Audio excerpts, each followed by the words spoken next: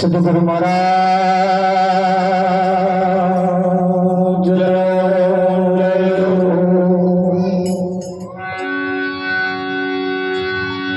બાપુ શ્રી વકીલ રામ મહારાજ અલખધણી રામદેવજી મહારાજ પધારેલા હરિગુરુ સો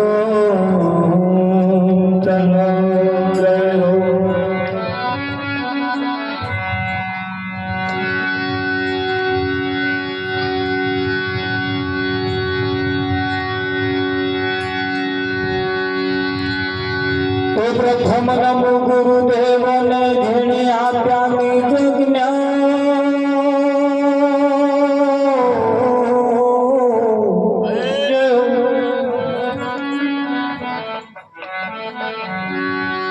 જ્ઞાને ગોવિંદ ઓળખ્યા ટળી ગયા દેહ યોગીમાં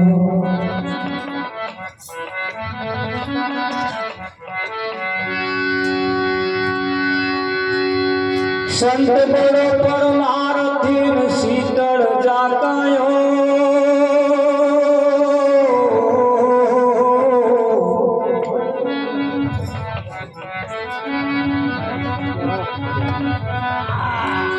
તપત ઉધારો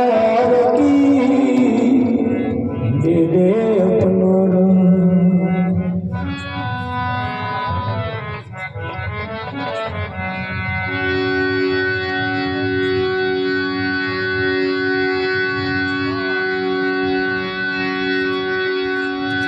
સંત સમાગમ ને હરિ કથા તુલસી દુર્લભ દે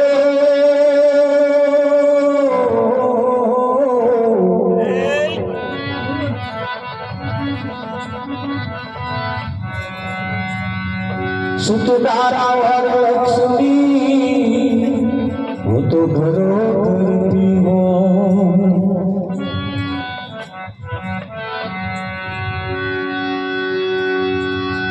आयो खरे पर जाए नहीं मनुष्य देह डोमरो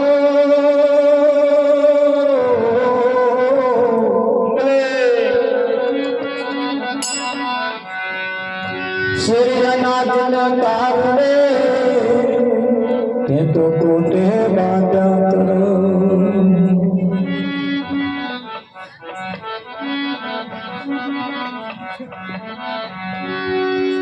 ધન મળે વૈભવ મળે મળે 14 ભુવનનું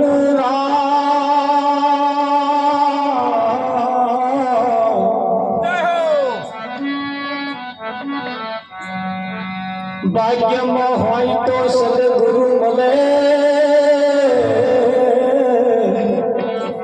જીવન સુધાર કે કામ સતગુરુ મહારાજ કૃષ્ણ કનૈયાલાલ કી જય। આજનો પાવનકારી પુનિત પ્રસંગ કેલિયા વાસણા ગામની ધર્મધરા ઉપર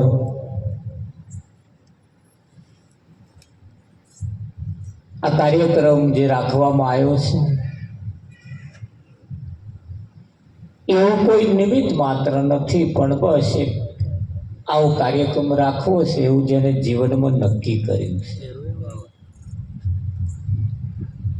તિથિના ભજન તો બધાય કરાવે, તિથિ વાળાને ભજન નહીં કરવું, પણ તિથિ આવી છે એટલે કરાવવું પડે। આ ભજન જે છે એ અતિથિનું છે, તિથિ વગરનું. કોઈ એવો દાડાવાર એવું કશું નિમિત્ત નહીં. અને નિમિત્તે જે ભજન કરાવે એ બધું નિમિત્તમાં જાય. એમને ભજન સાથે મતલબ ના હોય. અને આજે જે છે એ હૈયાના ઉમળકાથી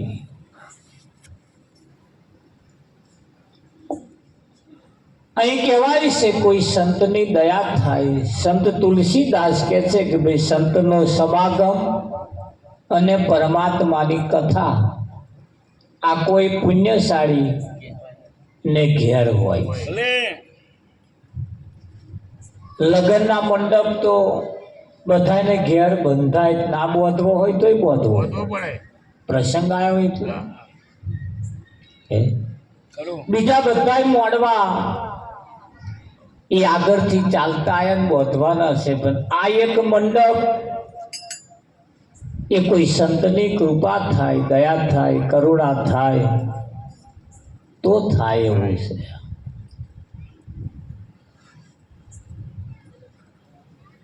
જીવનની અંદર જ્યારે જ્યારે કોઈ સંત મળે એટલે કહ્યું કે ધન મળે, વૈભવ મળે, મળે 14 ભુવનનું રાજ. જેના ભાગ્યમાં સદગુરુ હોય વિઠ્ઠલ મહારાજ તો મળે, પણ શું કરવા મળે? તો જીવન સુધારણ કે કાજ. જ્યારે જ્યારે કોઈ સંત મળે ત્યારે તારે તમારું જીવન બદલે. શું બદલે? જીવન બદલે. અને આ જગતની અંદર જીવન બદલાવા વાળા બહુ ઓછા છે. બીજું બધું બદલાવા વાળા બધા છે, પણ જીવન બદલાવા વાળા બહુ ઓછા છે. અને આ જીવન એટલું કિંમતી છે, એટલું અણમોલ છે, જેની કિંમત આંકી શકાય એવી નથી. કોઈ સંતની અમી દ્રષ્ટિ જો આપણા ઉપર થઈ જાય, અશક્ય વસ્તુને શક્ય કરી બતાવવાની તાકાત સંતના પડી છે. એટલે નારદે એક વખત વિષ્ણુ ભગવાનને પૂછ્યું, ભાઈ મારા નાથ, હે ભગવાન, આ જગતની અંદર સંતના દર્શનનું ફળ કેટલું હોય? સંતના દર્શનનું ફળ કેટલું હોય? વિષ્ણુ ભગવાને વિચાર કર્યો કે જો હું કહીશ ને તો સમજાશે, એટલે ઘણી વખત પ્રેક્ટિકલ કરવું પડે. આપણો છોકરો 10મા ધોરણમાં ભણતો હોય, એની પાસે બધી ચોપડીઓ છે, અપેક્ષિતોય છે, ચોપડીઓ છે. જે એને શીખવાનું એ એની પાસે બધી ચોપડીઓ છે. તો ઘેર બેઠા બેઠા ભણી લે, ના ચાલે? પડતા નેહારમાં જવાની કઈ જરૂર? ઘેર બેઠા બેઠા વાંચન કરી લે એટલે આવડી જાય. પણ કંઈક વિદ્યા એનીમાં એ પાછી એવી છે વાંચવાથી આવડતી નથી. એટલે એ આપણે એના જે શિક્ષક હોય એ પાટિયું હોય, કારું પાટિયું, એનીમાં પ્રેક્ટિકલ કરે. અને એ પ્રેક્ટિકલ જે કરે એ પ્રેક્ટિકલ એના વિદ્યાર્થીના ભેજામાં એની બુદ્ધિમાં બેસે. અને પ્રેક્ટિકલ વાળું જે છે ને એ ક્યારે એક વખત બેસી જાય પછી એ જતું નહીં. હા, એ પ્રેક્ટિકલ જરૂર છે. એટલે ગીતામાં ભગવાને કહ્યું છે, અર્જુન, હું જ્ઞાન અને વિજ્ઞાન સહિત તને સમજાવું છું. નરું જ્ઞાન ચાલતું નથી, તારે નરું વિજ્ઞાન ચાલતું નથી. આ માઇક છે એ વિજ્ઞાન છે, આ માઇક છે એ વિજ્ઞાન, આ મંડપ છે એ વિજ્ઞાન છે, આ ઉપર બેઠું એ બધું વિજ્ઞાન છે, હોમે બેઠું એ બધું વિજ્ઞાન છે. વિઠ્ઠલ, હા.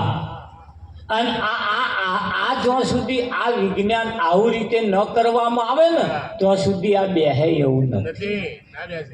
હા, ત્યાં સુધી આ સમજાય એવું પણ નથી. આપણા છોકરાને આપણે કહીએ છીએ કે ભાઈ સીધા રહેજો, હખણા રહેજો, વ્યવસ્થિત રહેજો, બરોબર.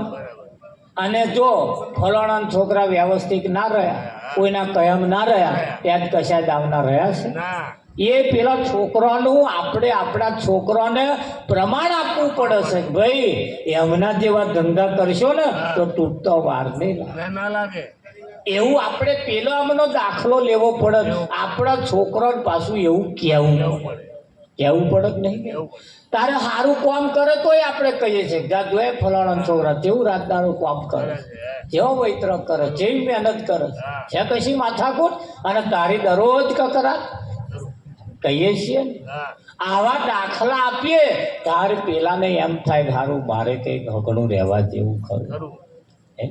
એટલે વિષ્ણુ ભગવાને વિચાર્યું કોને પ્રેક્ટિકલ તો કરાવી જ પડશે. હા નારદને ગયું, નારદ મૃત્યુ લોકમાં જાઓ અને એક ગોબર, ગાયના ગોબરની નીચે એક કીડો હશે, એ કીડાને જઈને પૂછો જો સંતના દર્શનનું ફળ કેટલું. કેટલું નારદ મૃત્યુ લોકમાં આયા, ગોબરનું ઊંચું કરીને નીચેથી કીડો નીકળ્યો. કીડાને પૂછ્યું ભાઈ સંતના દર્શનનું ફળ કેટલું. કીડો મરી મરી ગયો કીડો મરી ગયો. નારદે વિચાર કર્યો કે આ તો જવાબ આપવા રહ્યો ને મરી ગયો. હા ખરું પાછા ગયા વિષ્ણુ ભગવાનની પાસે જઈને કહ્યું કે તો મરી ગયો. એવું થયું તા ત્યાં પાછા જાઓ, ગાય વિયાણી છે ને એને વાછડાનો જન્મ થયો, વાછડાને જઈને પૂછો. નારદ પાછા આવ્યા, વાછડાને પૂછ્યું ભાઈ સંતના દર્શનનું ફળ કેટલું. વાછડો મરી ગયો. મરી ગયો વાછડો મરી ગયો. નારદ પાછા ગયા, ભગવાનને જઈને પૂછ્યું કે જેને મેં વાછડાને પૂછ્યું તો વાછડો પણ મરી ગયો, જવાબ આપવા રહ્યો નહીં. નહીં નારદે કહ્યું, વિષ્ણુ ભગવાને કહ્યું પાછા જાઓ, નગર શેઠને તો એક બાળકનો જન્મ થયો છે, એને જઈને પૂછજો. લો નારદે વિચાર કર્યો કે હારું કીડો હતો એટલે કશું ના બોલ્યો, વાછડો હતો તો કશું ના બોલ્યો, પણ આ તો નગર શેઠનો છોકરો, છોકરો કદાચ પૂછું ને મરી જાય તો મારા ઠાઠા બાજી કાઢે. ખરું હે હા એટલે કહ્યું પછી મારે નહીં જવું, હા તમારે કહેવું હોય તો કહો, પણ તો હું પૂછવાની. નહીં જવું વિષ્ણુ ભગવાને કહ્યું નારદ વિશ્વાસ રાખો પણ જાઓ.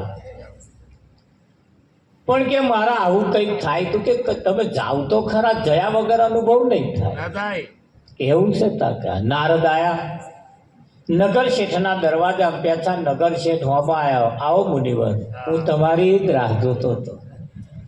નારદ વિચાર કરે મારી રાહ જોતા હતા તાત્યા, કેમ કે મારે ઘેર બાળકનો જન્મ થયો છે, એનું તમારા હાથે નામકરણ કરવાનું છે. નારદ વિચાર કરે કે હજુ તો મને તો આ તોહી વાત મોકલીને અમે ભેગા થયા નહીં, હું પહેલી વાર આવ્યો, એમને તમને ખબર હશે કે હું આવવાનો હતો. હા નારદે અંદર ગયા ને પછી નગર શેઠે બૂમ પાડી ભાઈ બાળકને બહાર લાવજો. બાળક બહાર લાયા, નારદને આપ્યા. નારદને કહ્યું કે નારદ એને આશીર્વાદ આપો અને એનું નામકરણ કરો. નારદ લો લો લો લો કરતા કરતા કરતા આમ થોડા ડાઘા લઈને ગયા આમ વિઠ્ઠલ ખરું બાપુ રમાડતા રમાડતા. નગર શેઠને સાંભળતો કંઈક પૂછે અને કંઈક ટેડી લઈને થઈ થઈ જાય. જાય તો હા હા ખરું હે હતું એટલે રમાડતા રમાડતા આગળ ગયા ને આગળ જઈને પૂછું કે ના પૂછું, પૂછું કે ના પૂછું એમ કરતે કરતે હિંમત રાખીને પૂછ્યું. નારદે પૂછ્યું કે ભાઈ હા સંતના દર્શનનું ફળ કેટલું. હા તારે બાળક આઠ પગ હલાવવા લાગ્યો. એટલે નારદને હાશ થઈ, મારો આઠ પગ હલાવે છે. હે? એટલે બાળકે જવાબ આપ્યો, મુનિવર ના સમજાયું કે ના, ગાયના ગોબર નીચે કીડો હતો એવું તો હા એવું હતું, તમારા દર્શન થયા, મારી પ્રગતિ થઈ, થઈ. સદગતિ થઈ. અને ગાયના તો વાછડાના રૂપમાં પણ હું કીડો એ હું જ ભૂત હતો. હતું પછી વાછડાના સ્વરૂપે, વાછડાના રૂપે જ્યારે હું હતો ત્યારે તમારા દર્શન થયા. આજે હું નગર શેઠને તો તમારા દર્શન કરી અને આ નગર શેઠને તો બાળક સ્વરૂપે પ્રગટ થયો. એવું હતું આ તમારા સંતના દર્શનનું ફળ છે. ફળ છે આટલો પ્રભાવ છે. અરે! તમારું મેં દર્શન કર્યું, આટલું મારા ફેર ફેર પડ્યો. પડ્યો નારદે વિચાર કર્યો, મારું હારું મારામાં જ આ શક્તિ પડી છે. હે હે મારા દર્શન કરવાથી કીડામાંથી વાછડો, વાછડામાંથી બાળક થયો, એ મનુષ્ય યોનિમાં આજે જન્મ્યો.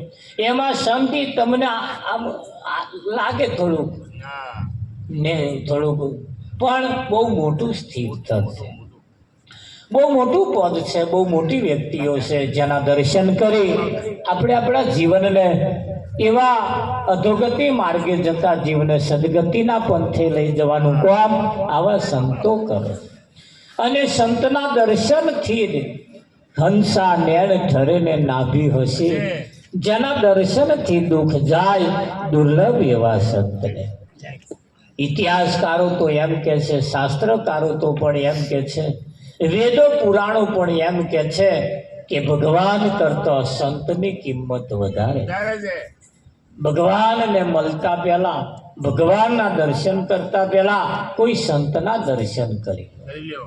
એ ભગવાન નહીં મળે ચાલશે, પણ કોઈ સંતને ખોરી કાઢે. એટલે સંતની જરૂર છે. ભગવાન કરતા પણ સંતની કિંમત ઊંચી છે. જી છે. કયું છે? ઊંચી મેળી તે મારા સંતની, સંતને અને ઊંચી મેળી તે મારા સંતની છે, ઊંચી મેળી મારા વેવાઈની નહીં કહી. હા કહી છે કઈ? ના આપણા વેવાઈને ઊંચી મેળી એવું કહ્યું છે? લાગે.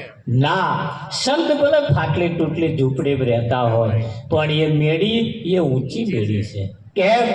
સંતની પાસે જવાથી મનમાં શાંતિ થાય, થાય છે. સંતના દર્શન કરવાથી અનેક વિટંબણાઓની સમાધાન થાય.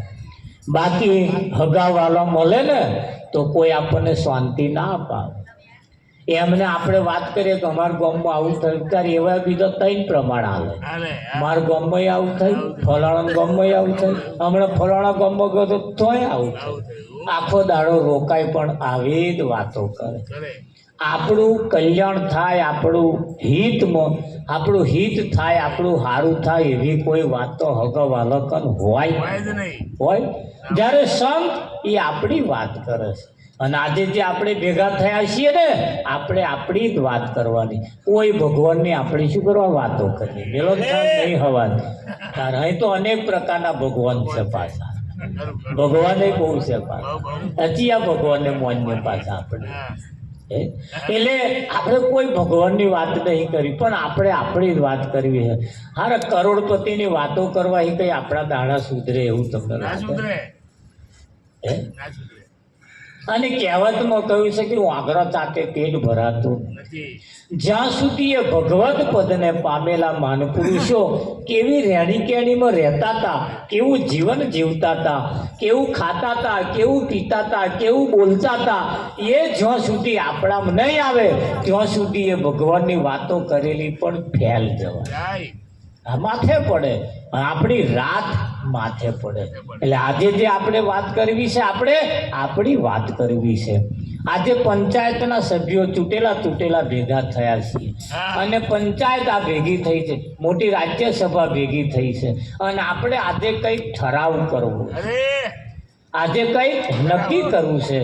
આજ લગીન જે જીવ્યા એ ઠરાવ વગરનું જીવન જીવ્યા. કેવું જીવવું, કેવું ખાવું, કેવું પીવું એનું પણ આપણને ભાન નહોતું. હતું. હે, કઈ જગ્યાએ બેસવું, કોની જોડે બેસવું, કેવી વાતો કરવી એનું ભાન નહોતું. આજે આપણે ઠરાવ કરવો છે, કંઈક નક્કી કરવું છે. હવે પછી શું કરવું છે? પરમાત્મા પ્રાણિતને પૂછશે તે તારા માટે શું કર્યું? હવે નક્કી કરવું છે કે આપણે જીવન કેવું જીવવું છે. હવે નક્કી કરવું છે કે આ રામસભા છે. આ કઈ સભા છે? રામસભા. રામસભા છે. આ તો બધા હરિના જન એટલે પરમાત્માના ભક્તો બેઠા છે.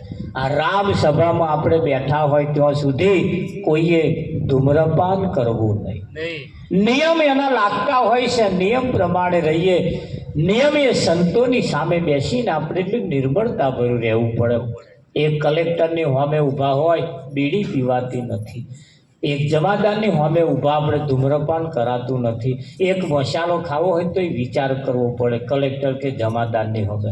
તો આ તો જમાદાર કલેક્ટર કરતા ગયા. હા બહુ. આ એવી મૂર્તિઓ બેઠી છે, આ તમારી સામે જે બેઠી આલી મુવાલી જેવી લાગે પણ બહુ કિંમતી છે. એની મર્યાદાનું પાલન કરતા રહીએ. આ સભા એ રામસભા છે, ને રામસભાની જેટલી મર્યાદા રાખે ને એટલા જ આપણા સત્વ ગુણની પ્રાપ્તિ થાય. એટલે આપણા સંતોએ આપણને સમજાવવામાં તો એટલી બધી કોશિશ કરી છે, એટલી બધી કોશિશ કરી છે. બધા શાસ્ત્રો, વેદો, પુરાણો એટલા બધા પોકારીને કહે છે કે હે માણસ, તું તારા માટે જીવી લે. હે માણસ, તું તને પોતાને ઓળખી લે. ભગવાનને ઓળખ્યા પહેલા તું પોતે કોણ છે એની જો તને પહેચાન થઈ જાય તો હાલ આ બધું સમાધાન થઈ જાય એવું છે. એટલે આજે નક્કી કરવું છે કેટલું ખા કરવું છે. ખાવા તો જન્મ્યા હોય તો 80% લોકો એટલું જ વિચારે. એમને એવું જ છે કે બસ આ જગતની અંદર, આ ગામની અંદર, તાલુકામાં, જિલ્લામાં આપણે જન્મ્યા છીએ તો ખાવા હાથું જ જન્મ્યા. ઘણા ખરા તો એટલું સમજે બસ ખા કરવું. ઘણા ખરા એટલું સમજે છે કે બધું ખાવું, પીવું અને એમના જેવા 1-2 તૈયાર કરી પછી મરી જવું. બસ આટલું જ ગણાય. 80%માં તો આટલું જ ચાલે. પણ ખાવું પીવું, પ્રજા ઉત્પન્ન કરીને મરી જવી તો ફરિયાના પુત્રોય આ કોપ તો કરે જ. મારા હારા રોજોય તમે વગડામ જો એમની વસ્તી તે રમસ્તાનું તારે ખાય છે, પીવે, અલમસ્તાન થઈને ફરજ, ચૂંટણી ખણો લોહી ના કરે એવો હોય છે ને. પણ એ જીવનને કરવાનો શું? એ જીવનને શું કરવાનું? તારો ભૂંડોને તમે જુઓ, હાથની લાઈન હોય. ભૂંડો તમે જુઓ, હાથની લાઈન હોય વિઠ્ઠલમાં. આ ભૂંડો કોઈ જગ્યાએ બાધા, આખડી, દોરો, ધાગો, વ્રત, પૂજા કશું કરતો નહીં. તોય વરસ પાડતો નહીં. હે તમારે વર્ષે જેટલી વસ્તી આ લોકોએ ખાવા પીવામાં જ જન્મ લીધો. આપણે એટલા માટે લીધો નથી. એના માટે આ મનુષ્યનું શરીર નથી. ખાવું પીવું, ભોગ ભોગવીને મરી જવું એ તો પશુ પંખી જનાવર બધાય કરે જ છે. મનુષ્ય આગવું શું કરે છે? મનુષ્ય નવું શું કરે છે? અને નવું કરે ચીલે સૌ કોઈ ચાલે, એક ના ચાલે સિંહ સપૂત ને ઘોડા. સિંહ સપૂત ને ઘોડા કોઈનો પગમાં પગ ક્યારે ના મૂકે, કોઈના ચીલે ના હેડે. હા, સિંહ કોઈનો શિકાર કરે ને એ શિકાર પણ એવો કરે, કોઈનું મારેલું સિંહ ખાતો નથી. એ પોતે શિકાર કરે અને એ શિકાર જેનો કર્યો હોય એનું લોહી ગરમ હોય ત્યાં સુધી ખાય, ટાઢું પડી જાય ફરી એ પડી મેલી નાખી દે. સિંહમાં પણ આટલી ખાસિયત છે તો માણસના કેટલી ખાસિયત હોવી જોઈએ. માણસ સિંહ કરતોય પણ ગયો વિઠ્ઠલ. સિંહ સપૂત ને ઘોડા કોઈના પગલે ચાલતા નથી તો આપણે કેમ કોઈના પગલે ચાલવું? આપણો પણ કંઈક ચીલો અલગ હોવો જ જોઈએ. આપણું પણ જીવન કંઈક અલગ હોવું જ જોઈએ. એટલે આપણે સંતોએ જ્યારે આપણને કંઈક માર્ગદર્શન આપ્યું હોય ત્યારે એનો ઠરાવ કરી અને જીવનમાં નક્કી કરવું છે કે હવે કેટલું જીવવું છે, કેવું જીવવું છે. હા, જોવા જઈએ તો એક ચોર હતો. ચોર ચોરી કરવા માટે જાય છે. આખી રાત પડ્યો પણ કશો ચોરી કરવાનો મેર આવ્યો નહીં. એવું કહેવાય છે સવારમાં કોકનું ઘોડું છોડી લાવે. ઘોડું છોડી લાવીને ઘેર લાવીને નવડાયું, થોડી માલિશ કરી અને અપટુડેટ બનાવીને રવિવારી વેચવા ગયો. જો પશુઓનો હરાજી થાય તો વેચવા ગયો. આખો દાડો ઘોડું લઈને બેસી ગયો પણ કોઈ ઘોડું લેવા આવ્યા નહીં. હોજના 4-5 વાગ્યાના સુમારે એક ભાઈ લેવા આવ્યા કે ભાઈ ઘોડો હાલવાનો કેવો? બોલો કિંમત. કે 10,000 રૂપિયા. 10 નહીં 11,000 રૂપિયા હાલવા. આપણે ઓછા નહીં પણ શરત એટલી, ઉપર હું બેહું અને પગની એડી મારું અને મારા ઈશારાને જો સમજે તો મારે 11,000 રૂપિયા લઈ જવાનો. અછોડો આલ્યો ભાઈ. પેલો ભાઈ ઉપર બેઠો, ઉપર મારી પગની એડી અને ઘોડો નાઠો ગયો પાછો આવ્યો જ નહીં. વેચવા ગયો તો એને વિચાર્યું મોનું ના મોનું, ચોરનો ભાઈ ઘંટી ચોર મળ્યો. આ પાછું લઈને આવ્યો નહીં. જેવું વિચાર કરતો રહી ગયો. કલાક થયો, 1.5 કલાક થયો પણ પાછો ના આવ્યો. એટલે ઢીલું મોડું કરીને ગામ બાજુ પાછો વળ્યો. ગામની ભાગોરા એટલે બોકડા ઉપર 10-15 જણા બેઠા હતા. એમણે વિચાર કર્યો કે આવો ઘોડો વેચવા ગયો. એટલે પૂછ્યું કે ઘોડો કેટલામાં ગયો? કે જાજો નફો નહીં થયો. હા, જેટલામાં લાયો તો એટલામાં જ ગયો. જેટલામ લાયો તો એટલામ ગયું. હવે દ્રષ્ટાંત પતી ગયું, પણ સિદ્ધાંત આપણી હાથમાં. આ તન રૂપી ઘોડો જેવો લાયા છે એવો ને એવો પાછો ના જતો રહે, એનું ખાસ ધ્યાન રાખજો. આમાંથી કંઈક કમાવા જેવું છે, કંઈક મેળવી લીધા જેવું છે, કંઈક એવી કમાણી કરી લીધા જેવી છે. હા, અહીંયા કોઈ વ્યક્તિની કિંમત નથી, પણ એનું કામની કિંમત છે. એનું કામ બોલે છે. કોઈ વ્યક્તિ મહાન નથી, એનું કામ મહાન છે. એ કરે છે શું? આપણે છોકરી હાથું છોકરો જોવા જઈએ એટલે બધા પૂછે છોકરો શું કરે છે? કારણ કે કોલેજમાં ભણે છે. આવું પૂછે ને એટલે કોલેજમાં ભણતો પાછો હોવો જોઈએ. અને ભણતો ના હોય તો કંઈક નોકરી કરતો પણ હોવો જોઈએ. નોકરી કરતો ના હોય તો પણ કંઈક ધંધો કરતો પણ હોવો જોઈએ. કંઈક બિઝનેસમેન હોય, કંઈક કરતો હોવો જોઈએ. આ તો કશું ને મંજીરા ખખડાઈ ખાય બસ એવો ખોરવાનો હે. એટલે ફરિયાવાળા બધા પૂછે છોકરો શું કરે? એટલે આપણે કહેવું પડે કે છોકરો જે ધંધો કરતો હોય આપણે કહેવું પડે. હા, એટલે એવું કહેવું પડે. પછી છોકરાના પપ્પા શું કરે છે એટલે એ પા જે કરતા હોય કહેવું પડે. એટલે હારા જો કામ કરતા હોય તો કોક આઈને બેહે ખરા. આ તો પોલ મારતા હોય, અરમી વિદ્યા કરતા હોય, હાગડી શું અને માથું મારે. એટલે શબ્દનું કહેવું એમ છે. ધનરાજ્ય શું કહે છે?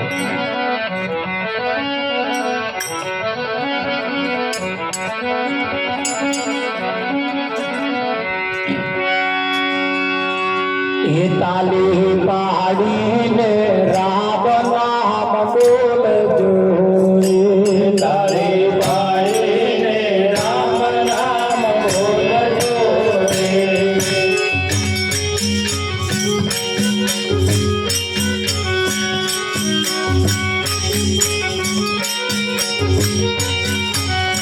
તમે અંતર ના પડદા રામ નામ બોલજો. તમે અંતર ના પડદા બોલજો રે. તાળી પાડીને રામ નામ બોલજો રે.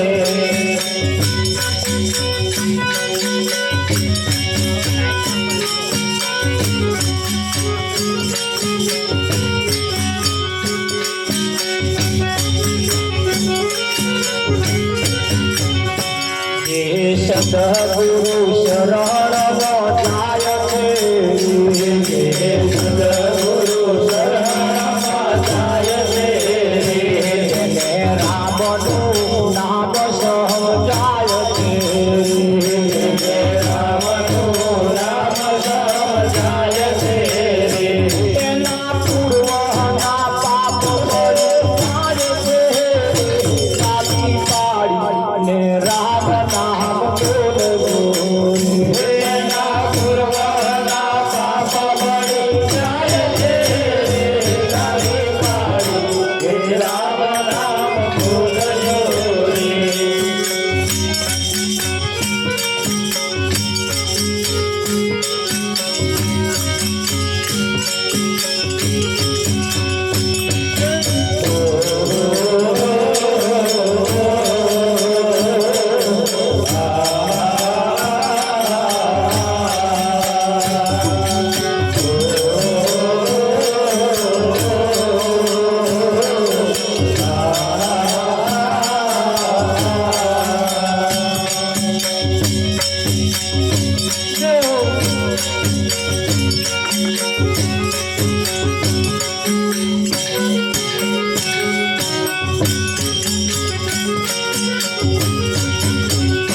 જે ખેતરમાં દોણા થાય છે.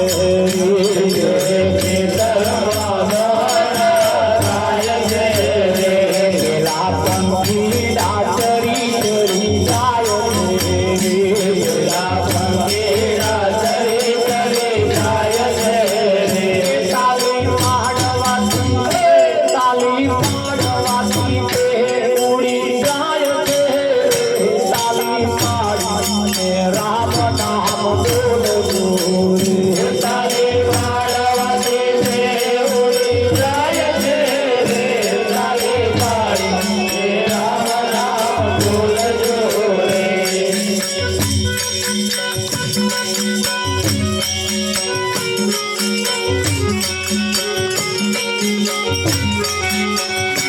દેહરૂપી ખેતર તમે જાણજો રે. દેહરૂપી ખેતર તમે જાણજો રે. પાપરૂપી પંખી ગ્રહ પાળજો રે. પાપરૂપી પંખી ગ્રહ પાળજો રે. તે તો જ્ઞાનથી તે મટી જાય છે. તારી પાડીને રામ નામ બોલજો રે. તે તો જ્ઞાનથી તે મટી જાય છે. તારી પાડીને રામ નામ બોલજો રે. તારી પાડવામાં દેશર માય છે. તારી પાડવામાં દેશર માય છે. તેને વંદરનો અવતાર થાય છે. તેને વંદરનો અવતાર થાય છે. તેની અંતે પહોંચેલી થાય છે. તાલી પાડીને રામ નામ બોલજો રે. તેની અંતે પહોંચેલી થાય છે. તાલી પાડીને રામ નામ બોલજો રે. ઋષિરાય ભોજન જાય છે. ઋષિરાય ભોજન જાય છે. તેને રામનું નામ સમજાય છે. તેને રામનું નામ સમજાય છે. તેનું જન્મ મરણ મટી જાય છે. તાલી પાડીને રામ નામ બોલજો રે. તેનો જન્મ મરણ મટી જાય છે. તાલી પાડીને રામ નામ બોલજો રે.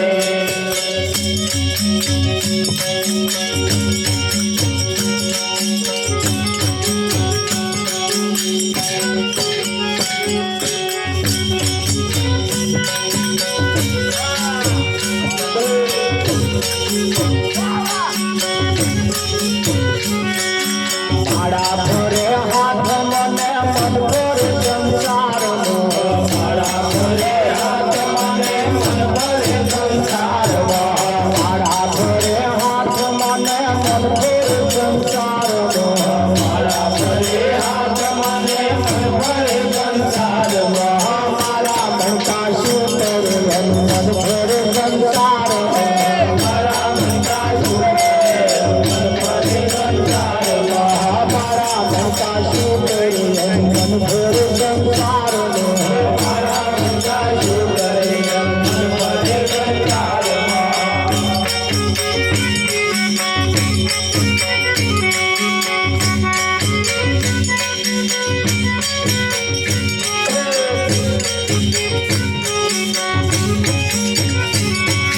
ગંગા નાયા ગોમતી નાયા નાયા નિર્મળ જળનો. ગંગા નાયા ગોમતી નાયા નાયા નિર્મળ જળનો. ગંગા નાયા ગોમતી નાયા નાયા નિર્મળ જળનો. ગંગા નાયા ગોમતી નાયા નાયા નિર્મળ જળનો. મનના બેલા રહી ગયા એમ ગંગા મૈયા શું કરી. મનના બેલા રહી ગયા ગંગા મૈયા શું કરી. મનના બેલા રહી ગયા એમ ગંગા મૈયા શું કરી. મનના બેલા રહી ગયા એમ ગંગા મૈયા શું કરી.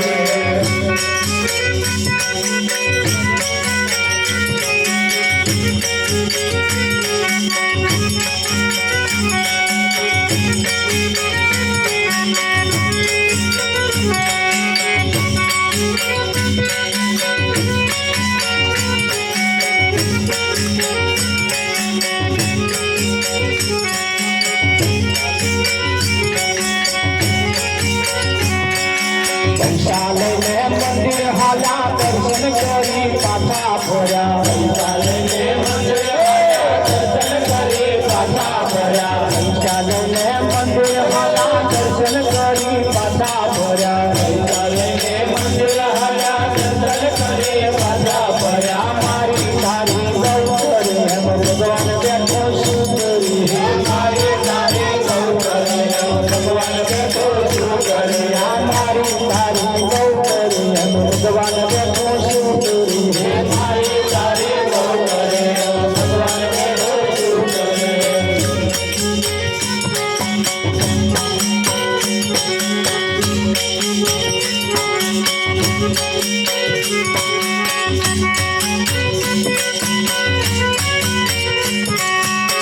સંત જમાડે સાધુ જમાડે મોટી મોટી નાથ જમાડે સંત જમાડે સાધુ જમાડે મોટી મોટી નાથ જમાડે મને ભૂખ્યા કાઢે ભગવાન બેઠો શિવપુરી મને ભૂખ્યા કાઢે ભગવાન બેઠો શિવપુરી ભૂખ્યા કાઢે ભગવાન બેઠો શિવપુરી મને ભૂખ્યા કાઢે ભગવાન બેઠો શિવપુરી મારા ફેરે હાથ મને ફેરે સંસાર મારા ફેરે હાથ મને ફેરે સંસાર મારા મનકા શું કરે મન ફેરે સંસાર મારા મનકા શું કરે મન ફેરે સંસારમાં